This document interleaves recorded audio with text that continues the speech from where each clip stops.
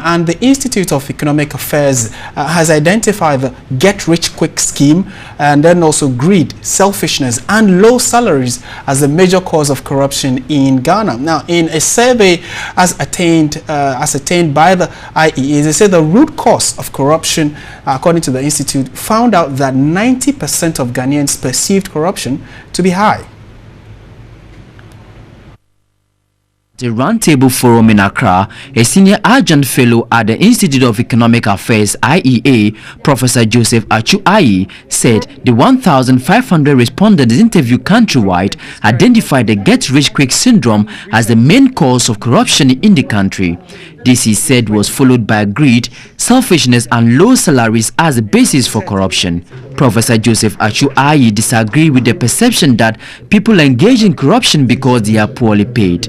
Actually, studies have found that it is not true. Even if you increase salaries of people, they still want to be corrupt. With the implementation of the single spine pay policy, salaries have increased since 2010. Of course, we have inflation, but to what extent can you say that we have a corresponding decrease in corruption? He further stated one major concern of the challenge in fighting corruption was the attitude of Ghanaians for not obeying rules. 52% of the respondents, according to the study, indicated the media was their source of information on building the perception on corruption, whilst 20% revealed their source was based on personal experience. Professor Ayi stressed the fight against corruption can only succeed with strong leadership.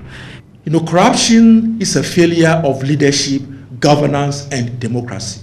And for corruption to be addressed, leaders who will go beyond partisanship and say that, well, I want to deal with corruption, I'll put my job on the line. He recommended inculcating in children and young adults to appreciate moral values.